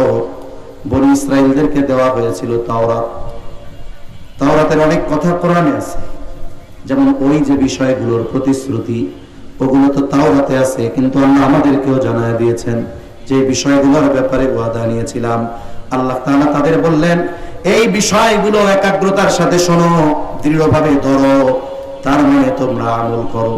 যেমন নবীজি এক হাদিসের মধ্যে বলেন, তারাকতু ফীকুম আমরাইন লান তাদিল্লু মা তামাসসাকতুম বিহিমা কিতাবাল্লাহি ওয়া সুন্নাতা রাসূলি। নবীজি বলেন, আমি তোমাদের জন্য দুটো জিনিস রেখে যাচ্ছি। কয়টা জিনিস? একটা হলো আল্লাহর কিতাব, আর একটা হলো তার নবীর সুন্নাত। এই দুইটা জিনিসকে তোমরা যদি আঁকড়ে ধরো তাহলে তোমরা কখনো পথভ্রষ্ট হবে না। আঁকড়ে ধরা মানে কি? এই যে কোরআন আর হাদিস একেবারে কার সাথে সুপারগুলো দিয়ে লাগাই তুমি, এটা আঁকড়ে ধরা মানে কি? যথাযথভাবে এগুলোর উপর আমল করা, অনুসরণ করা। এটা যারা করবে তারা পথভ্রষ্ট হবে না। আল্লাহ তাআলা বললেন যে এই বিষয়গুলোর ওয়াদা নিয়েছি, এগুলো শোনো, সাথে সাথে দৃঢ়ভাবে ধরো আর এগুলোর উপরে আমল করো, এটাই মূল উদ্দেশ্য। কিন্তু বলেন তো, তারা মুখে যা বলুক, অন্তরে যদি নাও মানে, দুনিয়ার কেউ না বুঝলেও অন্তরের খবর যিনি জানেন তিনি কে? আল্লাহ তাআলা বলেন, তোমরা কি করলা? ক্বালু সামি'না ওয়া আসাইনা। তোমাদেরকে বললাম এগুলো দৃঢ়ভাবে ধরো, শোনো, আমল করো। আর তোমরা কি কইলা? আল্লাহ সামি'না, আমরা শুনলাম, আর মনে মনে কইছো আসাইনা, আমরা এগুলো মানব না। ওই ফাঁকির কথাও কিন্তু আল্লাহ তাআলা জানতেন, ঠিক কিনা বলেন? এরপরে আল্লাহ তাআলা বলেন, ওয়াশরিবু ফি কুলুবিহিমুল ইজলা বিকুফরিহিম ফাকালিলাম মা ইউমিনুন। এই যে আল্লাহর আদেশ মেনে না নেওয়া, আল্লাহর হুকুম আহকাম মেনে না নেওয়ার কারণে আল্লাহ তাআলা ওদের হৃদয়ে, ওদের কুফরির কারণে, ওই যে বাসুরের প্রতি তারা আকৃষ্ট হয়েছিল, এই কুফরির কারণেই আল্লাহ তাআলা ওই মানুষগুলাকে ওই বাসুর পূজার প্রতি আল্লাহ তাআলা আকৃষ্ট করে প্রবিষ্ট করে দিয়েছিলেন। এগুলো কুফরির কারণে। এজন্য মনে রাখতে হবে, যখন কোনো পাপীর পাপাচারের সীমা পার হয়ে যায়, আল্লাহ তাআলা তখন তারে আরো পাপ করতে দেয়। অনেক সময় আমরা আফসোস করি না, আরে বড় জালেম, এর কি আল্লাহ চোখে দেখে না? আরে দেখে, তবে আল্লাহ এরপরেও পাপ করার সুযোগ দেয় কেন? বলেন তো, 2 তালাক থেকে যদি একটা মদ পড়ে যায়, অধিকাংশ সময় হাত পা ভাঙবে, আশা করা যায় মরবে না যদি মাথা টাথা শক্ত জায়গা না পড়ে। কিন্তু ওইটার যদি 200 তালাক থেকে ফালানো হয়, কি হবে? কোন না বক্তা হয়ে যাবে, খুঁজে পাওয়া যাবে না, এমন অবস্থা হবে। পাপীকে পাপ করার সুযোগ আল্লাহ কেন দেন? পাপের প্রতি আকৃষ্ট কেন করে দেন? ওর শাস্তির মাত্রা বাড়ানোর জন্য। আল্লাহ রাব্বুল আলামিন এরপরে বলেন, কুল বিসা মা ইয়া'মুরুকুম বিহি ঈমানুকুম ইন কুনতুম মুমিনিন। হাবিব, আপনি বলে দেন, তোমরা যদি বাস্তবে ঈমানদার হয়ে থাকো, তবে তো তোমাদের ঈমান তোমাদের প্রতি অতি নিকৃষ্ট বিষয়ের শিক্ষা দেয়। তোমরা যে কইছো আমরা তাওরাতের উপরে ঈমান এনেছি, আমরা তাওরাত মানি, এই তাওরাতেই তো আল্লাহ তাআলা আখেরি জামানার পয়গম্বরের কথা বলছে, ঠিক কিনা বলেন? আখেরি জামানার নবীর উপরে ঈমান আনার কথা বলেছে, কোরআনের উপরে ঈমান আনার কথা বলেছে। শুধু তাই না, তাওরাত ইনজিলের মধ্যে রাসূল সাল্লাল্লাহু আলাইহি ওয়াসাল্লামের সাথীগণ যারা, সাহাবায়ে কেরাম যারা, তাদের চরিত্রের কথা পর্যন্ত বর্ণনা হয়েছে। তা তাওরাতের কথাই তো তোমরা অস্বীকার করলা। আসলে তোমরা চিটিংবাজ, তোমরা কোরআনও মানো না, তাওরাতও মানো না। আল্লাহ রাব্বুল আলামিন এরপরে বলেন, কুল ইন কানাত লাকুমুদ দারুল আখিরাতু ইনদাল্লাহি খালিসাতান মিন দুনিন নাসি ফাতামান্নাউল মাউতা ইন কুনতুম সাদিকিন। আল্লাহ রাব্বুল আলামিন এরপরে খুব সুন্দরভাবে জানায় দেন যে তাদের পার্থিব জীবনের অতিমাত্রার চাহিদা মূলত তাদেরকে দিন বিমুখ করে রেখেছিল। বাস্তবেও দুনিয়ায় এটা, যারা দুনিয়ার চাকচিক্যময় এই বিষয়গুলোর উপরে বেশি আগ্রহী, এরা দুনিয়া পাওয়ার জন্য দিন ছাড়ে, দুনিয়া পাওয়ার জন্য কুফরি করে, দুনিয়া পাওয়ার জন্য জুলুম করে, দুনিয়া পাওয়ার জন্য সুদ খায়, ঘুষ খায়, দুনিয়া পাওয়ার জন্য মিথ্যা কথা বলে, দুনিয়া পাওয়ার জন্য কোরআন হাদিসকে বিভিন্ন সময় প্রকাশ্য আর অপ্রকাশ্য ভাবে তারা অস্বীকার করে। এই চরিত্রটা তো মুমিনদের হওয়ার কথা না, এটা ছিল ইহুদিদের ক্যারেক্টার, চরিত্র। আল্লাহ রাব্বুল আলামিন এরপরে বলেন, কুল ইন কানাত লাকুমুদ দারুল আখিরাতু ইনদাল্লাহি খালিসাতাম মিন দুনিন নাস, হাবিব আপনি বলে দেন যদি আখিরাতের ঘর আল্লাহর নিকট অন্যান্য মানুষ ছাড়া এককভাবে তোমাদের জন্যই হয়ে থাকে। আয়াতের আলোচনার শুরুতে বলেছিলাম ইহুদিরা নিজেরা মনে করত যে আমরা হইলাম আল্লাহর সবচাইতে নিকটবর্তী, আমরাই হলাম আল্লাহ তাআলার সবচাইতে প্রিয় বান্দা। তারা মনে করত যে আল্লাহ তাআলার কাছ থেকে আখিরাতে নাজাত পাওয়ার একমাত্র অধিকার এদেরই আছে, আর কারো নাই। নবীকে আল্লাহ বলেন, ও হাবিব আপনি বলেন যদি তোমরা আখিরাতের ঘর তথা জান্নাত আল্লাহর নিকট হতে অন্যান্য মানুষ ছাড়া এককভাবে তোমাদের জন্যই হয়ে থাকে, যে আখিরাতে তোমরাই শুধু জান্নাতে যাবা, নবী মুহাম্মদ সাল্লাল্লাহু আলাইহি ওয়াসাল্লাম তার অনুসারীরা কোরআন জানার মানে তারা জান্নাতে যাবে না, এই দাবি যদি তোমরা করে থাকো তাহলে কি করো? আল্লাহ তাআলা বলেন ফাতামান্নাউল মাউতা ইন কুনতুম সাদিকিন, হাবিব আপনি বলে দেন যদি তোমরা ওই দাবি করো শুধু জান্নাত আল্লাহ তোমাদেরকে দিবে, তবে তোমরা আল্লাহর কাছে মৃত্যু কামনা করো যদি তোমরা সত্যবাদী হও। তাইলে জান্নাত তো তোমাগো, তাহলে তোমরা আল্লাহর কাছে কও যে আল্লাহ আমাকে মৃত্যু দেন, তাড়াতাড়ি জান্নাত দেন। এই কথা মনে রাখতে হবে। ইহুদি জাতি সবচাইতে ভীতু, ইহুদি জাতি সবচাইতে ভীতু জাতি, এরা মৃত্যুকে সবচেয়ে বেশি ভয় পায়। এজন্য এই পৃথিবীর বর্তমান বাহ্যিক অবস্থা হলো যেটা, এই পৃথিবীতে সর্বাধুনিক টেকনোলজি ইসরায়েলের হাতে, আমেরিকার মাধ্যমে কিছু প্রকাশ পায়, কিন্তু এর মূল উৎস হলো ইসরায়েল। এই পৃথিবীর অর্থনীতি, এই পৃথিবীর প্রযুক্তির 90% বেশি নিয়ন্ত্রণ ইহুদিদের হাতে। এত প্রযুক্তি ওদের, ওদের পুরো ওরা যেই এলাকা দখল করে রাখছে, পুরো সীমান্ত জুড়ে ওদের আয়রন ডোম আছে। আয়রন ডোম কি? একটা কোন ম্যাটেরিয়াল ছোটখাটো ড্রোনও যদি উড়ে যায় এটাকে শনাক্ত করে মুহূর্তের মধ্যে মিসাইল মেরে ওটাকে ধ্বংস করে দিবে, এত প্রযুক্তি তাদের। তাদের আকাশ সীমায় যদি কোনো কিছু ঢুকে তাদের দেশের নয় শত্রুপক্ষের, সাথে সাথে গোটা দেশে সাইরেন বেজে ওঠে। আমরা কি দেখছি, কয়েকটা ভিডিও আমি দেখছি অনলাইনে, যখন ইরান হামলা করতেছে, ইরান হামলা করছে কয়টা দেশ পাড়ি দিয়ে, 5-6টা দেশের বাধা অতিক্রম করে এরপরে যাওয়া লাগছে। শুধু ভূখণ্ড অতিক্রম করছে তা না, যেই ভূখণ্ডগুলো অতিক্রম করেছে প্রত্যেক ভূখণ্ডে আমেরিকার সেনাবাহিনীর মানে নিযুক্ত করা তাদের ওই কি জানি বলে ঘাঁটি আছে, সাথে সাথে ওই প্রত্যেকটা দেশের আকাশ সীমা নিরাপদ রাখার জিম্মাদারি আমেরিকানদের।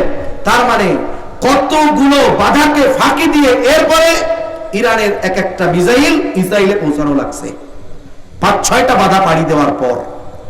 অথচ যখন সাইরেন বাজছে এমনও দেখছি ভয়ে তারা আন্ডারগ্রাউন্ডে তাদের জন্য বাংকার করা আছে, যখন সাইরেন বাজছে ভয়ের ঠেলায় রাস্তায় মুইতা দিচ্ছে।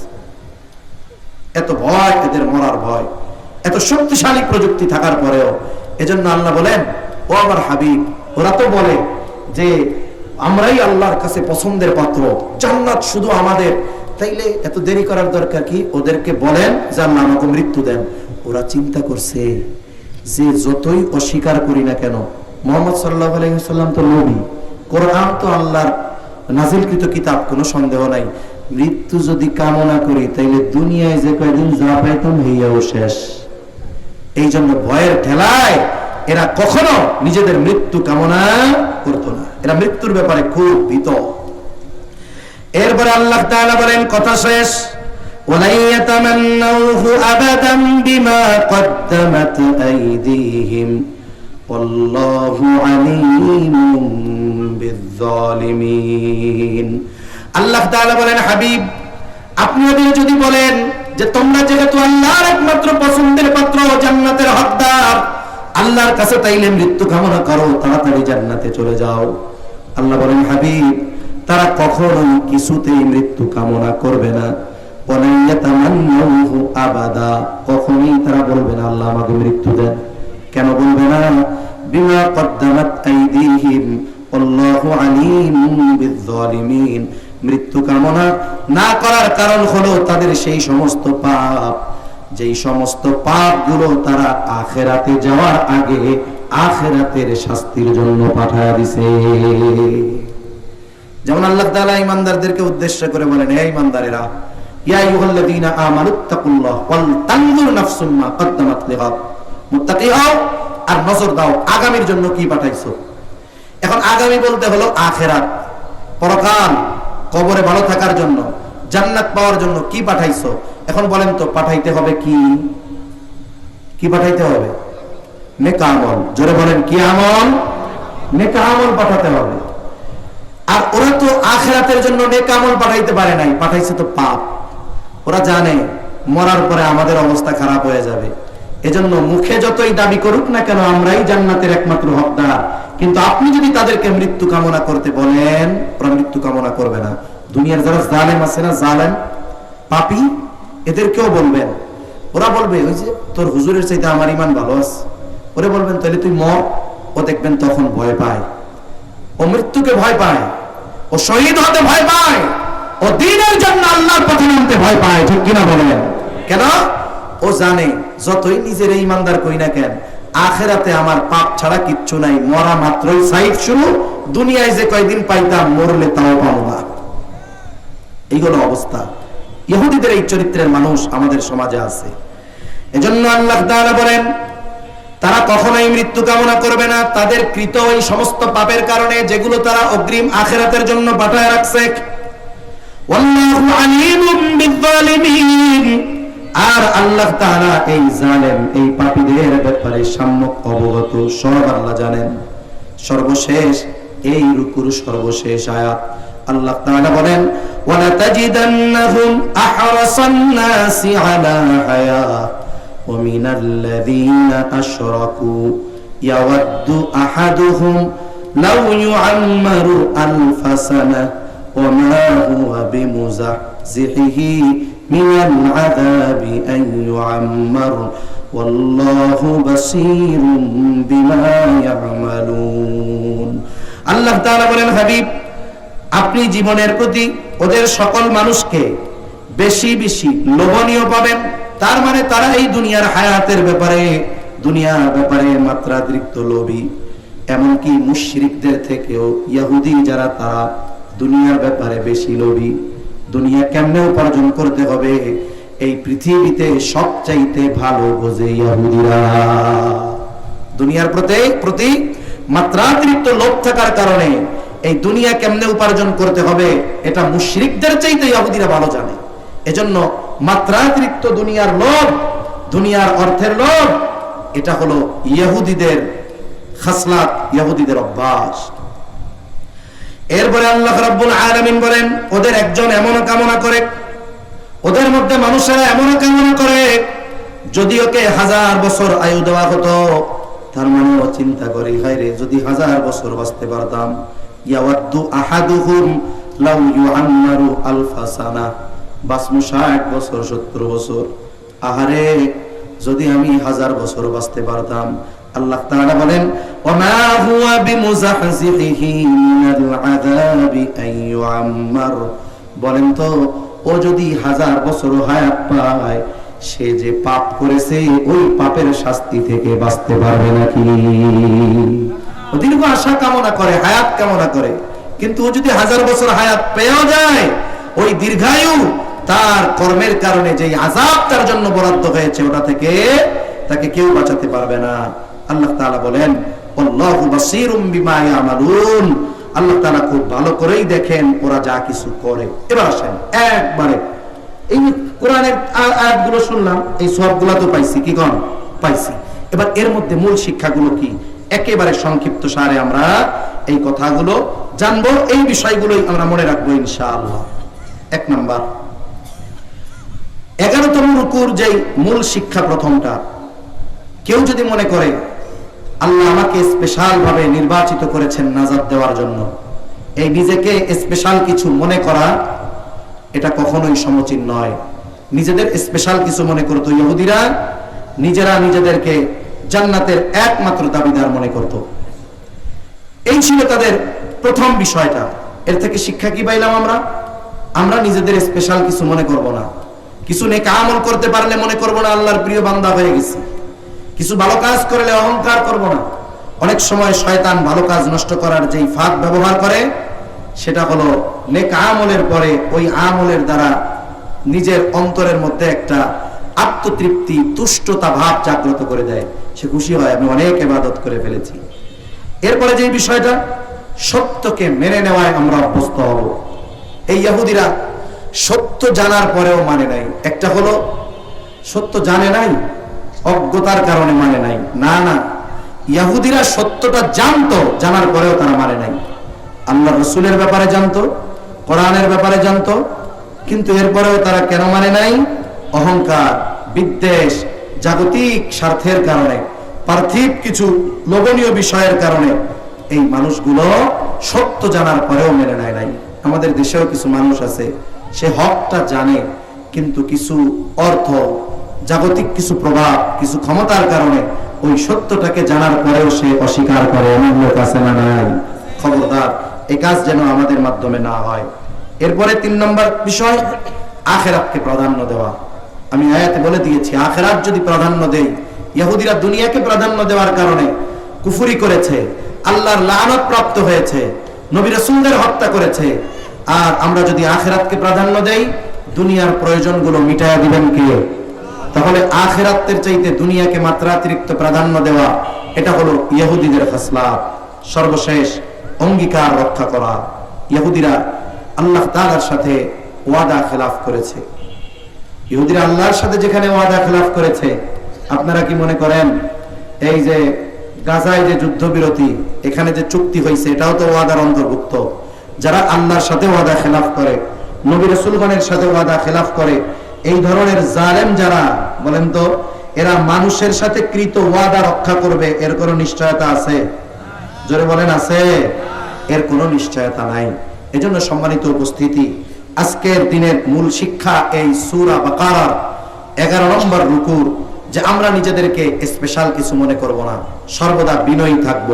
আমি যদি বিনয়ী হই, আমার সম্মানকে আল্লাহ তাআলা উঁচু করে দিবে। এজন্য আল্লাহ যদি কাউকে কোনো কিছু দান করে, সম্পদ, ইলম, টাকা পয়সা, ক্ষমতা, সে আল্লাহর কাছে দোয়া করবে, আল্লাহুম্মা জাআলনি ফি আইনি সগীরা ওয়া ফি আয়ুনিন নাসি কাবীরা। আল্লাহ, আমার চোখে আপনি আমাকে ছোট বানায়া দেন, মানুষের চোখে বড় বানায়া দেন, কিন্তু আমি যেন আমার নিজেকে বড় মনে না করি, নিজেকে যেন স্পেশাল কিছু মনে না করি, নিজেকে যেন সব জানতা মনে না করি। শয়তান কিন্তু কম জানতো না, কিন্তু আনা খায়রুম মিন, আমি তার চাইতে ভালো, তার চাইতে স্পেশাল। এই বিশ্বাস, এই কথা বলার কারণে তার ইলম, তার ইবাদত কোনো কিছুই কাজে লাগে না, চির অভিশপ্ত হয়ে গেছে। 2 নাম্বার, সত্য মেনে নিব। অনেক মানুষ আছে সত্যের উপরে আমল করে না, কিন্তু মেনে নেয়। কথায় কথা আবার আসতেছে, আল্লাহর ইচ্ছা, সত্য মানে কিন্তু আমল করে না। অনেক সময় মসজিদে ইমাম সাহেব বয়ান করছে কোরআন হাদিস দিয়ে, সুদের বিরুদ্ধে, ঘুষের বিরুদ্ধে, জুলুম অন্যায়ের বিরুদ্ধে। মুসল্লি যারা আছে, সুদখোর আছে, ঘুষখোর আছে, বেপরদার আছে, জালেম আছে। কয়েকজন চিন্তা করছে, হুজুর যা বলছে কোরআন হাদিসের কথা, এটা তো সত্য। হুজুরের কাছেও বলে, হুজুর আপনি যা বলছেন সত্য, তবে দোয়া করেন আল্লাহ যেন পাপগুলো ছাড়ার তৌফিক দেয়। এই লোক সত্য মানছে কিন্তু আমল করে নাই। আর কিছু লোক আছে, ইমাম সাহেব বয়ান করতেছে সুদের বিরুদ্ধে, মাদকের বিরুদ্ধে, তারপরে ঘুষের বিরুদ্ধে, অন্যেরটা মেরে খাওয়ার বিরুদ্ধে, সরাসরি কারো নাম ধরে নয়, কিন্তু এই কাজে লিপ্ত কিছু কথা যে ব্যক্তিগুলো আছে, এই কথাগুলো তাদের উপরে পড়বে কি পড়বে না? রাস্তা দিয়ে ইমাম সাহেব যাইতেছে, ছুরি মেরে দিছে, তার মানে ও কি কাজ করলো? সত্য সত্য স্বীকারও করলো না, সত্য মানলো না। ওই যে সত্য মেনে নিছে কিন্তু আমল করে নাই, বলে ও গুনাহগার, তবে বেঈমান নয়। কিন্তু যে সত্য মানেও না, আমলও করে না, ও কাফের। ও কি? জোরে বলেন, জোরে বলেন, ও কি? একজন ব্যক্তি যদি সুদ খায়, কথার কথা, কত বড় জঘন্য পাপ, আল্লাহ মাফ করে দিক। একজন মদ খায়, কত বড় জঘন্য পাপ, কিন্তু এই মদ খাচ্ছে, কিন্তু ও স্বীকার করে এটা হারাম, আল্লাহ হারাম করেছে, এটা হারাম। সে কবিরা গুনাহগার হলো, কিন্তু সে কাফের হয়ে গেল না, বড় পাপী হয়েছে। যখন মদ পান করে, ঈমানের নূর আল্লাহ তার কাছ থেকে উঠায় নিয়ে যায়। কিন্তু যে ব্যক্তি মদ পান করে না, কিন্তু মদকে হারাম মনে করে না, ও মদ না খাইয়াও কাফের। কথা বুঝাতে পেরেছি? এজন্য ভাইরা আমার, আপনি আপনার দলের জন্য ক্ষমতা দেখায়া সত্যকে ডিনাই করবেন না। আল্লাহর হস্তে এই কথা বলি আপনাদের, সত্য মানতে পারেন না কিন্তু সত্যের উপরে বিশ্বাসী হন, ঈমান বাঁচবে, হয়তো গুনাহ হবে, হয়তো শাস্তি পরকালে দীর্ঘায়িত হবে, কিন্তু নিজের প্রভাব প্রতিপত্তি বিস্তার করতে গিয়ে আপনি সরাসরি সত্যকে অস্বীকারী হয়ে ওই ইহুদিদের মতো চির অভিশপ্ত হবেন না, এটা মনে রাখবেন। সেজন্য আমরা সবসময় সত্যকে মেনে নিব, মানব তো ইনশাআল্লাহ। এরপরে তৃতীয় শিক্ষাটা কি পাইছি? আমরা আখিরাতকে প্রাধান্য দিব। আখিরাত যদি আমাদের মূল টার্গেট হয়, অটোমেটিকলি দুনিয়া আমাদের দিবেন কে? এক ব্যক্তি ঘরে জানালা কাটবে, দক্ষিণ পাশে তার ফাঁকা, এখন দক্ষিণ পাশ দিয়ে তো গরমে বাতাস আসে, বিল্ডিং আটকানো, দক্ষিণ দিকে মসজিদের মাইকও আছে। এখন সে নিয়ত করলো দক্ষিণ দিকের জানালাটা কাটবো, তাহলে আমার নিয়ত কি? নিয়ত হলো বাড়ির দক্ষিণ পাশে মসজিদ, ইকামত দিলে, নামাজে দাঁড়াইলে, আজান দিলে আমার জানলা দিয়ে শুনতে পারবো, দেখতে পারবো। এখন দক্ষিণ পাশে এই নিয়তে জানালা কাটছে, তাইলে দক্ষিণ দিকে বাতাস হইলে আর ওই জানালা দিয়ে বাতাস ঢুকবে না। জোরে বলেন, ঢুকবে? সে নিয়ত করছে কি? আমি নামাজে দাঁড়াইলো কিনা, ইকামত শুরু হইলো কিনা, আজান দিল কিনা দেখতে পারবো, এই নিয়তে জানালা কাটছে, কিন্তু বাতাস আল্লাহ দিবেন কি দিবেন না? তাহলে আখিরাত যদি প্রাধান্য দেই, দুনিয়ায় যা প্রয়োজন আল্লাহ সেটা দিবেন কি দিবেন না? অবশ্যই আল্লাহ তাআলা সেটা আমাদেরকে দিবেন। এজন্য এই 11তম রুকুর অন্যতম আরেকটি শিক্ষা আখিরাতকে প্রাধান্য দেওয়া। আর চতুর্থ নম্বর যে শিক্ষা, ওয়াদা খেলাফ করেছে ওই জাতি, ইহুদি জাতি, আল্লাহর সাথে অঙ্গীকার ভঙ্গ করেছে, ওয়াদা ভঙ্গ করেছে। নবীজিও জানিয়ে দিয়েছেন ওয়াদা ভঙ্গ করা এটা মুনাফিকের আলামত। কার আলামত? জোরে বলেন। আমরা আমাদের ওয়াদার ব্যাপারে, অঙ্গীকার পূরণের ব্যাপারে সর্বোচ্চ সচেষ্ট হব, বলেন ইনশাআল্লাহ। এই চারটা শিক্ষা আমরা আমাদের জীবনে বাস্তবে পরিণত করব তো ইনশাআল্লাহ। তাহলেই আজকে এই কষ্ট করে গরমের মধ্যে বসে থাকা সার্থক হবে। 2 দিনের এত অর্থ ব্যয় করে যেই আয়োজন, এটা সার্থক হবে যদি এই মানুষগুলোর মধ্যে থেকে একটা মানুষও আমরা এই কথাগুলো আমাদের জীবনে আমলে পরিণত করি। আল্লাহ তাআলা আমাদের সকলকে কথাগুলো বুঝবার তৌফিক দান করেন। সকলে বলি আমিন। ওয়া আখিরুল হামদুলিল্লাহি রাব্বিল আলামিন।